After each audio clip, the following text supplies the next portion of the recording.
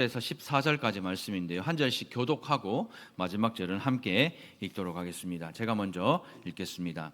아브라함이 하나님을 믿음에 그것을 그에게 의로 정하셨다 함과 같으니라. 그런즉 믿음으로 말미암은 자들은 아브라함의 자손인 줄 알지어다. 또 하나님이 이방을 믿음으로 말미암아 의로 정하실 것을 성경이 미리 알고 먼저 아브라함에게 복음을 전하되 모든 이방인이 너로 말미암아 복을 받으리라 하였느니라. 그러므로 믿음으로 말미암은 자는 믿음 있는 아브라함과 함께 복을 받느니라. 무릇 율법 행위에 속한 자들은 저주 아래에 있나니 기록된 바 누구든지 율법책에 기록된 대로 모든 일을 항상 행하지 아니하는 자는 저주 아래에 있는 자라 하였음이라. 또 하나님 앞에서 아무도 율법으로 말미암아 의롭게 되지 못할 것이 분명하니 이는 의인은 믿음으로 살리라 하였음이라. 율법은 믿음에서 난 것이 아니니 율법을 행하는 자는 그 가운데서 살리라 하였느니라. 그리스도께서 우리를 위하여 저주를 받은 바 되사 율법의 저주에서 우리를 속량하셨으니 기록된 바 나무에 달린 자마다 저주 아래에 있는 자라 하였음이라. 이는 그리스도 예수 안에서 아브라함의 복이 이방인에게 미치게 하고 또 우리로 하여금 믿음으로 말미암아 성령의 약속을 받게 하려 함이라. 아멘. 지난 금요일 날은 저희가 함께 나눴는데 이제 에어컨을 틀기 시작하면 이 교회가 생긴 이래로부터 지금까지 교회에 큰 분쟁이 있어요. 어떤 분쟁이냐면 아이고 추브레, 아이고 더브레 하는 이 분쟁이 주님 다시 오실 때까지 있습니다. 그래서 아이고 추브레 하지 마시고 옷을 준비하고 입으시고 아이고 더브레 하지 마시고 옷을 벗으시기를 부탁드리겠습니다. 아시다시피 누구에게 이걸 맞춰야 되는지 모르잖아요. 그래서 제가 지난 금요일 날 금요 기도할 때 선포했습니다. 누구에게 맞춘다? 저에게 맞추겠습니다.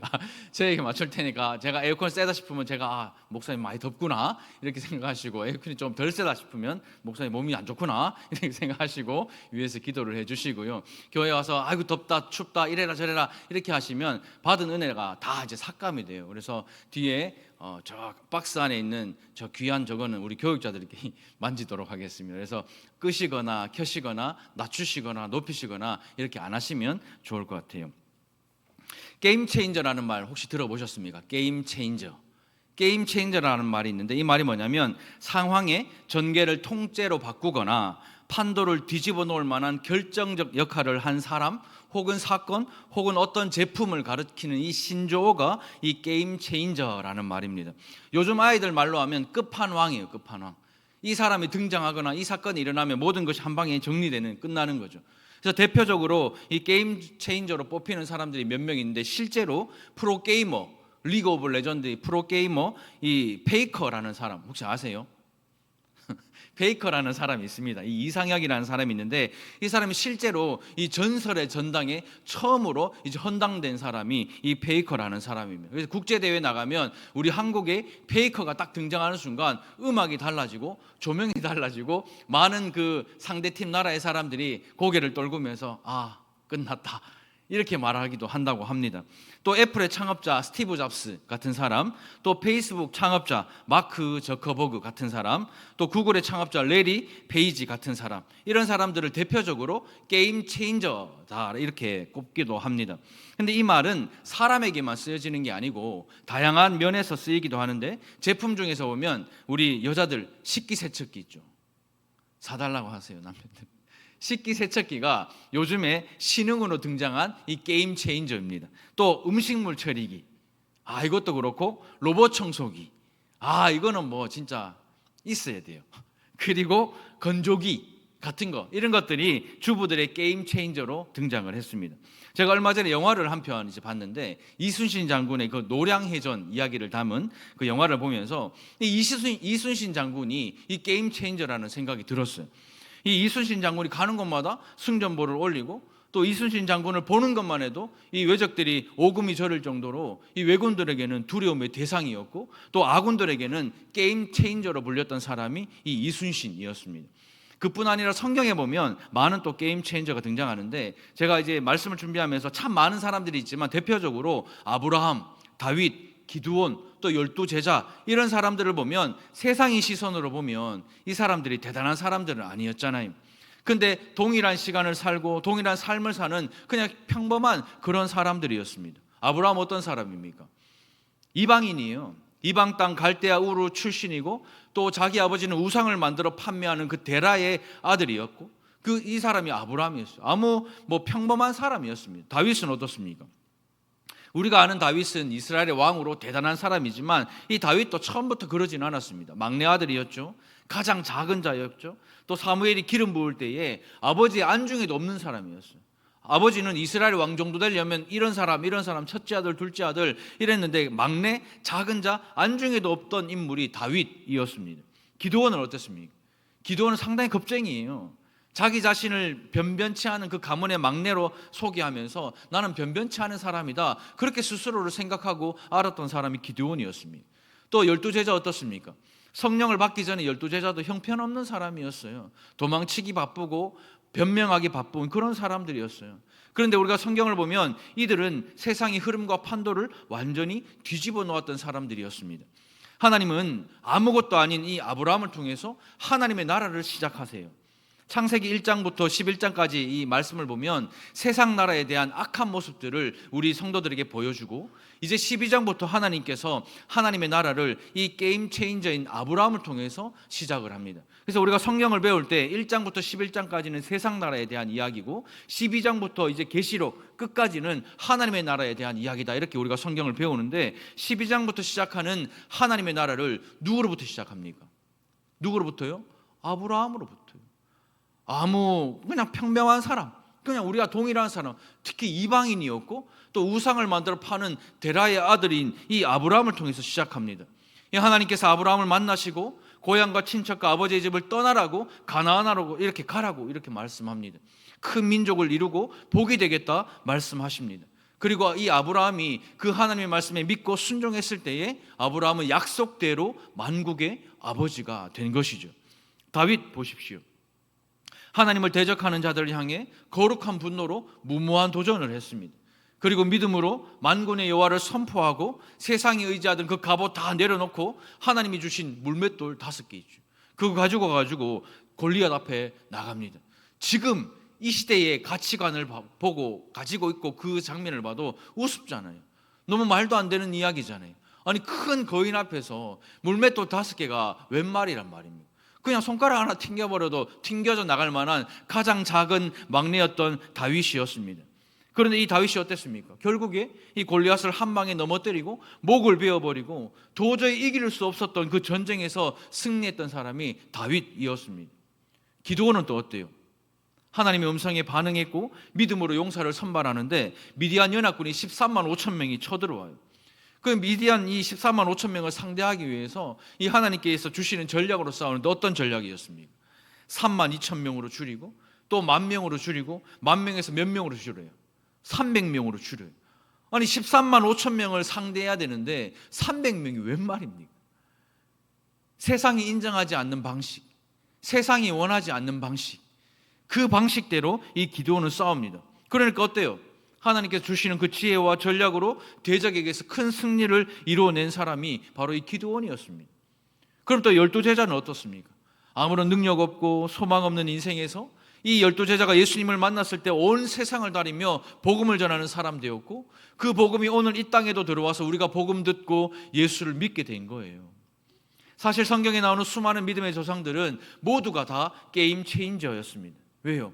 세상의 방식, 세상이 원하는 것이 아니라 하나님의 방식, 하나님이 원하는 대로 살았기 때문에 이 세상의 판도를 뒤집어 놓는 그 게임 체인저가 된 거예요. 저는 그 중에 가장 최고의 게임 체인저는 단연 누구다? 예수 그리스도라, 이렇게 생각합니다. 왜요? 예수님이 십자가에 못 박혀 죽으실 때에 세상의 판도를 완전히 뒤집어 놓으셨어요.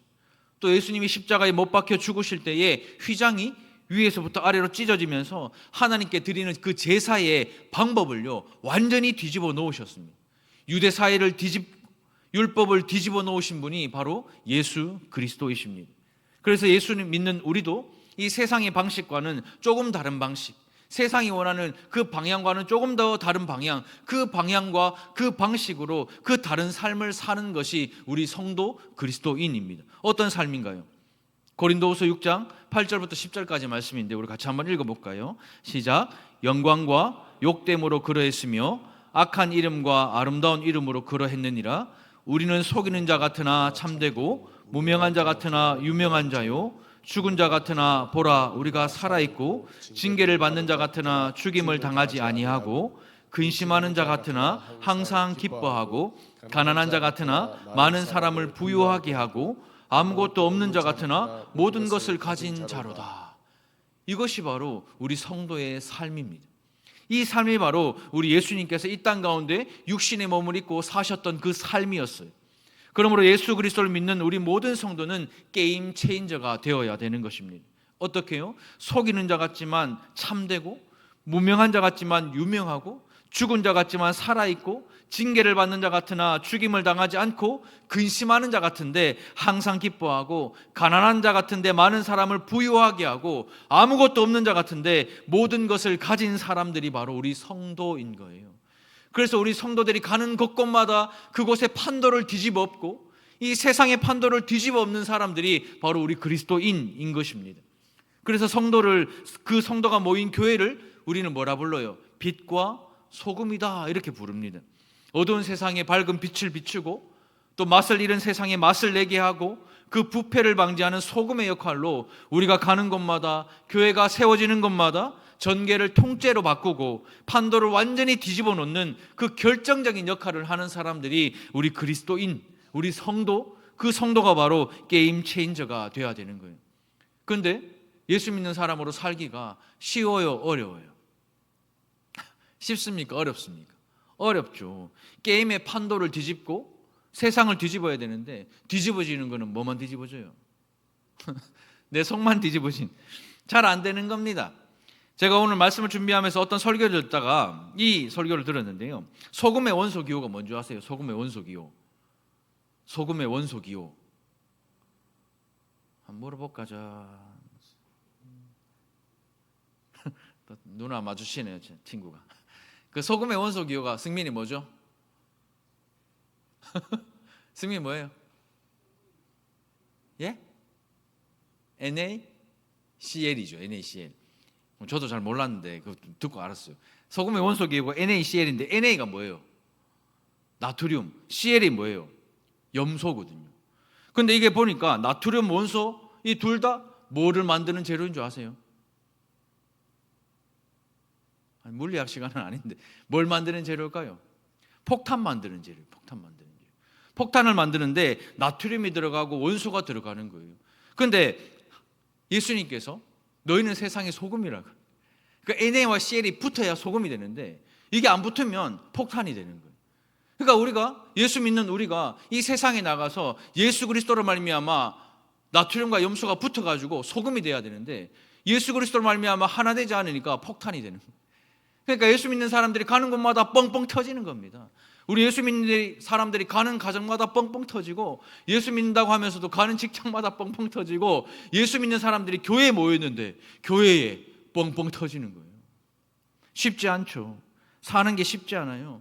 어디 가서 나는 예수 믿는 사람입니다라고 하면 그곳이 어디든지 그 판도를 뒤집어 놓아야 되는데 내 속만 뒤집어지는 겁니다. 나트륨과 원소가 만나 소금이 되어야 되는데 그냥 폭탄이 되어가, 그런 삶을 살아가는 것이 우리 성도들의 삶이 아닌가 싶어요. 왜 그럴까요? 왜 그렇습니까? 하늘과 땅의 모든 권세를 다 우리에게 주셨다고 하셨는데, 그 하늘과 땅의 모든 권세를 가지고 세상에 나가서 세상의 판도를 뒤집어 놓는 그 게임 체인저가 돼야 되는데 왜 우리는 자꾸 내 속만 뒤집어지는가? 그 이유는 하나죠. 바른 복음을 알지 못하기 때문입니다. 우리가 능력이 대단하고 위대해서 이 세상의 전개를 바꾸고 판도를 뒤집는 것이 아니라, 이 모든 것이 바로 우리가 지난주에 함께 나눴던 우리에게 주신 선물 누구요? 성령으로 인해 가능한 거예요. 우리는 예수를 믿을 때 성령을 선물로 받아서 게임 체인저가 되는 것입니다. 내가 능력이 있거나 내가 위대해서가 아니라 내 안에 계신 성령 하나님이 내 안에 임하고 계시기 때문에 우리가 이 세상의 판도를 뒤집어 놓을 수 있는 게임 체인저가 되는 거예요. 근데 성령을 선물로 받은 우리가 성령을 받을 자격이나 조건을 구비했기 때문에 하나님이 성령을 주신 것이 아닙니다. 하나님 우리에게 성령을 어떻게 주셨다고요? 선물로 주신 거예요. 돈 주고 살 수 있는 게 아닙니다. 우리가 열심히 하고 열정적으로 해서 받아낼 수 있는 것이 아니라 은혜로 성령을 우리에게 선물로 주신 거예요. 어떻게 해요? 값없이. 바울은 이 사실을 하나님 나라를 처음으로 시작한 이 게임 체인저인 아브라함을 통해서 오늘 본문을 통해 우리에게 설명하고 있는 거예요. 오늘 이 말씀을 통해서 다시 한번 성령의 충만함을 회복하는 우리 게임 체인저가 되시기를 주님의 이름으로 축복합니다. 더 이상 내 속 뒤집어지는 일 이제 그만. 세상의 판도를 뒤집기 위해서 어떻게 해야 되는가, 그 말씀, 그 고민에서부터 오늘 이 말씀이 시작되었는데요. 우리 첫째 같이 한번 읽어보겠습니다. 첫 번째 시작. 하나님의 말씀을 믿으십시오. 하나님의 말씀을 믿으십시오. 신구약 전체를 관통해서 일관적으로 한결같이 강조하는 진리가 있는데 그게 뭐냐? 구원은 사람의 행위가 아니라 하나님의 말씀을 믿음으로만 받을 수 있다라는 사실입니다. 우리 6절 말씀입니다. 아브라함이 하나님을 믿음에 그것을 그에게 의로 정하셨다 함과 같으니라. 우리 이 말씀 어디서 많이 본 말씀이죠. 창세기 15장에 보면 비슷한 말씀이 나와요. 창세기 15장 5절과 6절입니다. 그를 이끌고 밖으로 나가 이르시되 하늘을 우러러 무뼈를 셀 수 있나 보라. 또 그에게 이르시되 내 자손이 이와 같으리라. 아브라함이 여호와를 믿으니 여호와께서 이를 그의 의로 여기시고. 이 창세기 15장 말씀입니다. 하나님은 적지 않은 나이에 아직 자녀가 없는 아브라함에게 밤 하늘을 봐라, 이 셀 수 없는 무별을 봐라, 이 셀 수 없는 별처럼 너 자손을 번성하게 해주겠다, 이렇게 말해요. 아니 다 늙어서 생식의 기능도 많이 감퇴하고 자기 아내는 거의 힘들고 어려운 지경인데 자식도 없는데 나가서 하늘을 보래요. 하늘 보니까 별이 너무 무수하게 많은데 이 무수한 별처럼 네 자손이 이렇게 될 것이다. 여러분들 같으면 믿을 수 있겠습니까? 여러분들 같으면 사실 솔직히 믿을 수 있어요. 근데요, 아브라함은 그 말씀을 믿었다라고 성경을 말씀하고 있어요. 생물학적으로, 과학적으로 불가능한 그 상황과 현실을 뒤집을 그 하나님의 말씀을 믿었다라는 겁니다. 하나님의 약속대로 될 줄 아브라함은 믿었다라는 거예요. 아브라함은 이방인이잖아요. 유대인이 아닙니다. 이스라엘 사람이 아니에요. 아버지는 데라예요. 우상을 만들어 팔았던 사람이에요. 하나님과는 관계가 없던 사람인데 이 사람이 하나님의 말씀을 듣고 믿었다라고 성경은 이야기합니다. 아브라함이 믿었을 때 하나님이 그를 보시며 의롭다 하신 거예요. 아브라함은 율법으로도 할례로도 의롭다함을 받은 것이 아니라 여호와를 믿으니 여호와께서 이를 그의 의로 여기셨다고 성경은 기록하고 있습니다. 이 아브라함의 믿음을 아브라함의 의로 여기셨다라고 성경은 말씀하고 있는 거예요. 그러나 지금 갈라디아에 나타난 거짓 선생들이 예수 믿어도 할례 받아야 돼, 예수 믿어도 율법을 지켜야 돼, 예수를 믿어도 그 율법 아래에 있어야 돼, 그게 바른 복음이야, 그걸 가르치고 있는 거예요. 아브라함은 하나님 앞에 할례를 행하기도 전에 율법을 지키기도 전에 이미 하나님의 말씀을 믿었을 때 의롭다 여김을 받았다고 성경은 분명히 기록하고 있는데 갈라디아 교회에 나타난 이 거짓 선생들은 예수 믿어도 율법 지켜야지, 예수 믿어도 할례를 받아야지, 그렇게 말하고 있는 겁니다. 성경 66권이 우리에게 가르치는 진리가 뭡니까? 구약 성경도 율법이나 할례를 행하여 자격이나 조건이나 행위가 있어야 하나님과 바른 관계를 맺을 수 있는 것이 아니라 언약을 믿을 때, 하나님의 말씀을 믿을 때 의로 여긴다라고 분명히 창세기에 말씀하고 있음에도 불구하고 그 거짓 교사들은 아니야, 율법을 행해야 돼, 할례를 받아야 돼, 예수 믿어도 이렇게 해야 돼라고 이야기를 하는 것입니다. 그래서 본문 7절을 보면요, 그런즉 믿음으로 말미암은 자들은 아브라함의 자손인 줄 알지어다, 이렇게 말하고 있는 것입니다. 혈통적으로 유대인인지 할례를 받아서 유대교에 들어갔는지가 아브라함의 자손인가 아닌가, 언약의 자손인가 아닌가, 그걸 결정짓는 것이 아니라 아브라함처럼 하나님의 말씀을 믿고 의지하는지가 아브라함의 자손인가를 결정하는 핵심이라는 거예요. 우리가 성도 되어서 이 자리에 나와 함께 예배하는 것은 아브라함의 자손이기 때문에 그렇습니다. 하나님이 아브라함에게 주신 그 놀라운 축복을 우리에게도 주셨기 때문에 우리가 이 자리에 있는 것입니다. 우리는 성도이고 그리스도인이기 때문에 하나님의 말씀을 믿기 때문에 주일날 이 자리에 나와 말씀을 듣는 거예요. 그러므로 믿음이라는 것은 우리의 믿는 어떤 행위를 가리키는 것이 아닙니다. 하나님의 말씀을 가리키는 거예요. 하나님의 말씀을 믿는 것이 믿음인 거예요. 내가 하나님의 말씀을 듣고 행위 따라, 율법 따라 살아가는 것을 믿음이라고 말하지 않아요. 하나님의 말씀을 듣고 순종하며 살아가는 것을 믿음이라고 말하는 거예요. 이 믿음은요, 우리에게 주신 선물인 성령께서 우리에게 적용시켜 주시고 깨닫게 해 주셔야 우리가 가질 수 있는 은혜입니다. 교회 나와서요, 교회는 나올 수 있죠. 내 두 발로 나오죠. 내 두 손 들고 찬양하죠. 내 입으로 말하잖아요. 할 수 있어요. 그런데요, 이 하나님의 은혜는요, 나의 이 행위로 주어지는 것이 아니라 내 안에 계신 성령께서 이 말씀을 내 삶에 적용해 주시고 이 말씀을 깨닫게 해 주셔야 받을 수 있는 것이 은혜의 선물인 줄로 믿습니다. 이번 주 제가 한 영상에서 제가 참 존경하는 목사님께서 메시지를 전하는 것을 들었는데 여러분들에게 좀 소개해 드리고 싶어서 제가 가져왔습니다. 제가 한번 읽어볼게요. 여러분들의 자녀들이 왜 고등학생 때까지는 억지로 교회를 나오는데 성인이 되는 순간 왜 교회를 떠나는지 아십니까? 그것은 예수를 믿으라고만 했지 예수님이 어떤 일을 하셨고 어떤 분이셨고 지금은 어떤 일을 하고 계시는지 알려주지 않았기 때문입니다. 예수 믿는 집이니까 교회 나가는 게 당연하다고 생각하고 진리를 알려주지 않았기 때문입니다. 이 말씀을 전하시더라고요. 제가 이 말씀을 들으면서 100번 1000번 동감합니다. 저희 집은요, 주일 저녁마다 집에서 아이들과 가정 예배를 드려요. 시작 기도하고 또 이달에 찬양하고 말씀을 읽고 잠시 이제 메시지를 전하죠. 그리고 이제 기도 제목을 함께 나누며 같이 기도하고 이제 마침 기도를 하고 마치는데 매번 제가 메시지를 나눌 때마다 늘 안 빠지고 하는 말이 있어요. 이 말 뭐라고요? 당연한 게 아니다. 한번 읽어보세요. 당연한 게 아니다. 아빠가 목사라서 너희들이 천국 가는 게 당연한 게 아니다. 우리 가정이 예수 믿는 가정이라고 너희들이 천국 가는 것이 당연한 게 아니다. 믿음이가 믿는 예수님, 소망이가 믿는 예수님, 사랑이가 믿는 이 예수님이 우리의 죄를 대신해 십자가에 못 박혀 죽으셨고 우리의 죄를 모두 용서해 주셨기 때문에 예수님 때문에 천국에 갈 수 있는 거야. 그러니 너희들이 예수님을 인격적으로 만나야 돼. 마음의 문을 열고 예수님을 가장 귀한 그 자리로 모셔드려서 다스림을 받아야 돼. 매주 같은 말 반복하고 간절히 기도합니다. 하나님의 말씀을요, 먼저 믿으십시오. 그리고 하나님의 말씀을 자녀들에게 가르치십시오. 우리 오후 찬양 예배 드릴 때 가정이 함께 앉아 예배 드리라고 그렇게 말하잖아요. 잘 안 돼요. 힘들거든요. 가정이 같이 앉아 예배 드리는 거 쉬운 일 아니에요. 여러분들 되게 쉽게 생각하시죠. 쉬운 일 아닙니다. 나중에 후회하지 마세요. 나중에 아이들 다 커서 후회하지 마시고 지금 바로 함께 예배하십시오. 아브라함이 하나님의 나라를 시작하며 세상의 판도를 뒤집어 놓았던 것은 아브라함이 하나님을 믿었기 때문이에요. 즉 하나님의 약속의 그 말씀을 믿었기 때문입니다. 여러분들 이번 한 주간 하나님의 말씀을 얼마나 많이 읽으셨어요? 하나님의 말씀을 얼마나 가까이 하셨습니까? 하나님의 말씀을 얼마나 묵상하시고 그 묵상한 것들을 얼마나 나누셨습니까?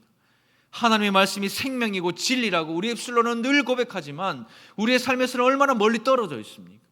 그것이 우리의 삶이에요. 그러니 세상의 판도를 뒤집어 놓아야 되는데 이 세상을 뒤집어 놓아야 되는데 내 속만 뒤집어지는 거예요.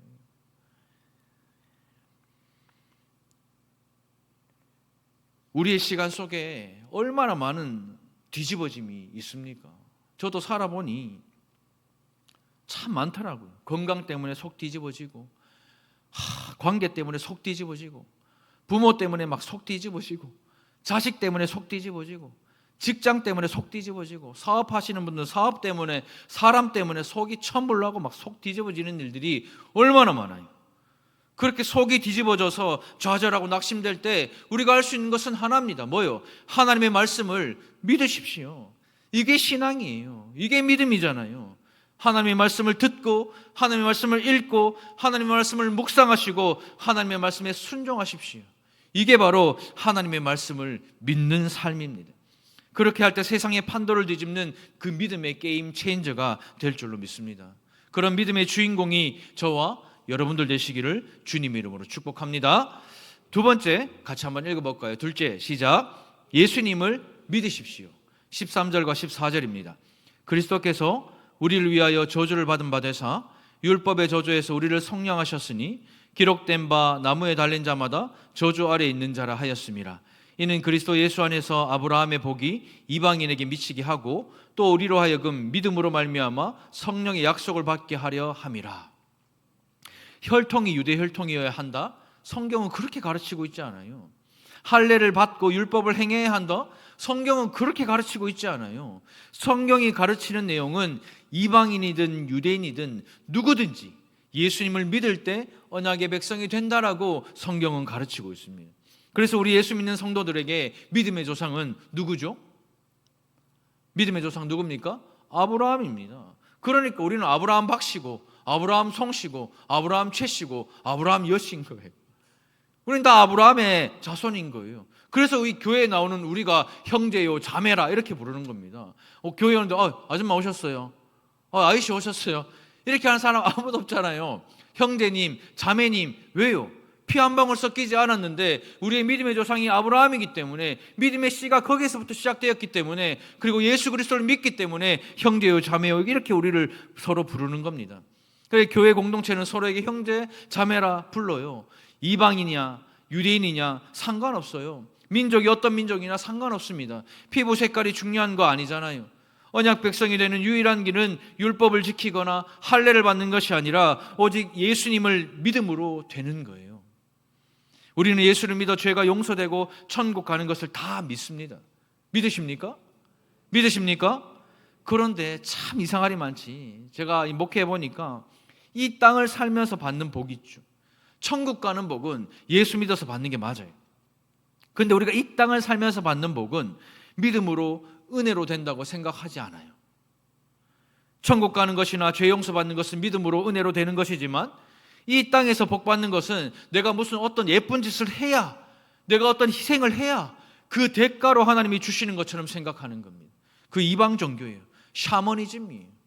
그래서 막 로또 사죠. 복권 사죠. 왜요? 그래서 꿈이라도 좋은 꿈 하나 꾸고, 꿈이라도 돼지꿈 꾸면 당장 달려나가서 막 사죠. 꿈에 막 조상이 나와가 4, 7, 21, 34 이러면 피곤해도 일나가 막 다 쓰고 그 갖고 가 사죠. 안 돼요. 안 됩니다.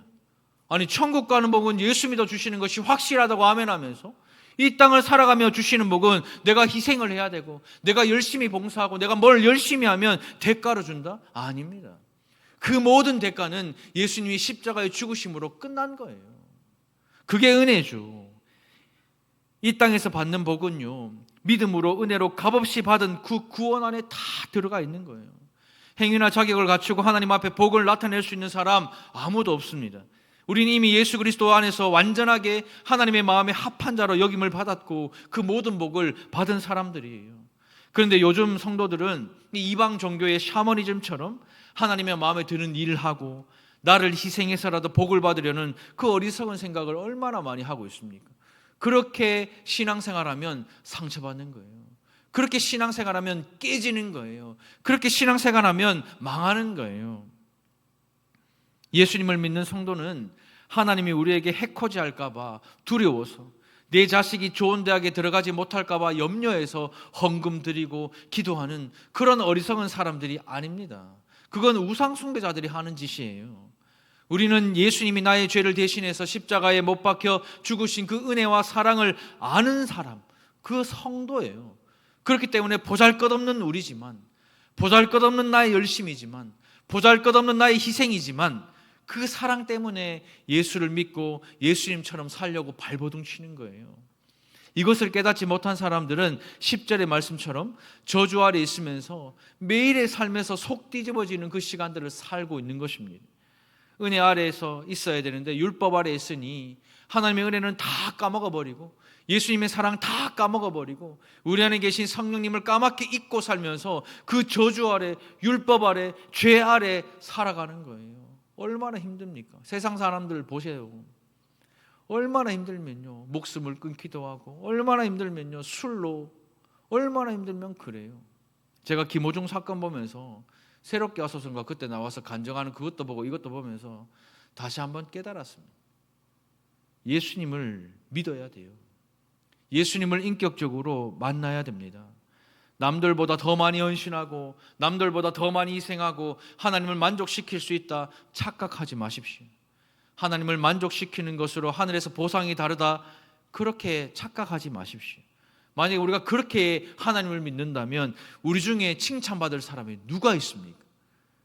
우리 중에 칭찬받을 만한 짓을 한 사람이 누가 있어요? 아무도 없습니다. 의인은 없나니 하나도 없다라고 성경은 말하고 있어요. 그래서 예수님을 믿어야 합니다. 말씀을 맺겠습니다. 의인은요, 믿음으로 살아요. 아멘이십니까? 바꿔 말하면 의인은 하나님의 말씀으로 사는 거예요. 그러니 하나님의 말씀을 믿으십시오.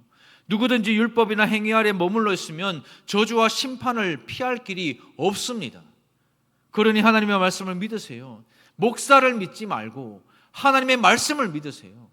교역자를 믿지 말고 사람을 믿지 말고 하나님의 말씀을 믿으십시오. 그리고 예수님을 믿으십시오. 예수께서 우리를 대신하여 저주를 받으심으로 우리를 속량해 주셨어요. 값없이 우리에게 그 죄의 용서를 주신 분이 예수님이십니다. 사랑하는 성도 여러분, 하나님의 말씀을 믿고 예수님을 믿는다고 하면서도 우리가 세상을 살아가는데 내 속이 뒤집어지고 있다면 여러분들 지금 바른 믿음을 가지고 있는 것이 아닙니다. 여러분들 지금 신앙생활하는 이 신앙생활이 바른 길로 가는 신앙생활이 아닌 거예요. 우리는 이미 믿음의 조상인 아브라함과 함께 믿음으로 복을 받았다라고 성경은 말씀하고 있어요. 약속한 성령을 받은 우리는 이미 게임 체인저입니다. 그래서 우리가 가는 곳마다 내 때문이 아니라 내 안에 있는 성령 하나님 때문에 그곳의 판도가 뒤집어지는 거예요. 나 때문이 아니라 나와 함께 하고 계신 성령 하나님 때문에 그 가정의 죄와 사망이 뒤집어지는 겁니다. 나 때문이 아니라 내 안에 있는 하나님 때문에 이 세상이, 죄와 사망이 뒤집어지는 거예요. 그래서 우리 예수 믿는 사람이 가는 곳마다 전개가 바뀌고 판도가 뒤집어지는 그 하나님의 놀라운 축복을 받는 저와 여러분들 되시기를 주님의 이름으로 축복합니다.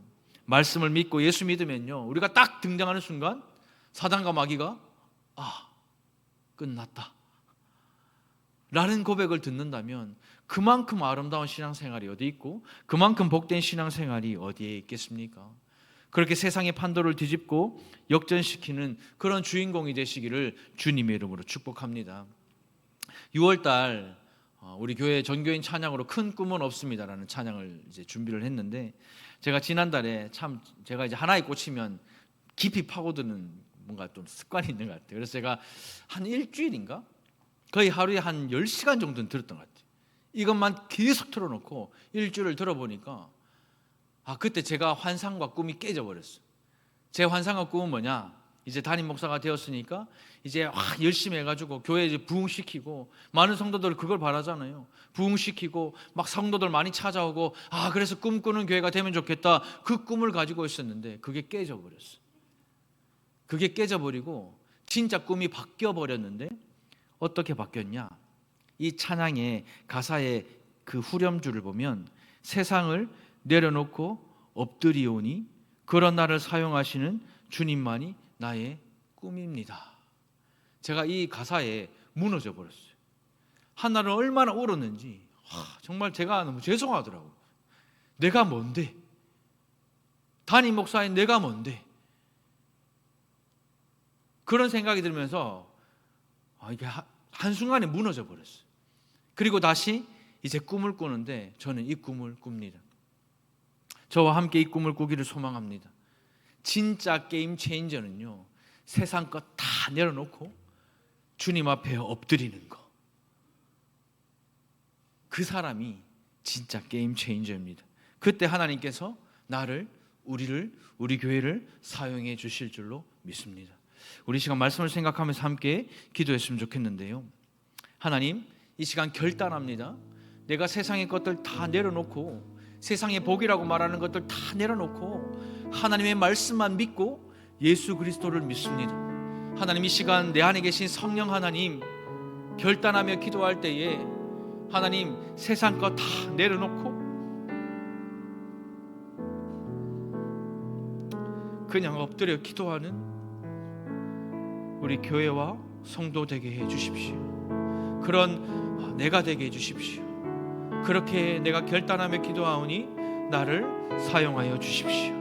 우리 이렇게 함께 기도할 때 주여 은혜를 주시옵소서. 우리 한번 부르짖고 함께 합심하여 기도하며 나가겠습니다. 주여 은혜를 주시옵소서.